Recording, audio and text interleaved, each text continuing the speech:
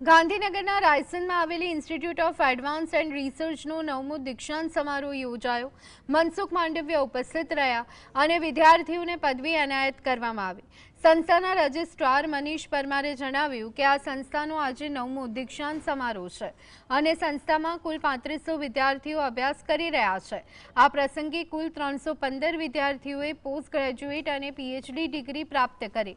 12 વિદ્યાર્થીઓએ પીએચડી પૂર્ણ કરી અને પોતાની ડોક્ટરેટની ડિગ્રી મેળવી છે।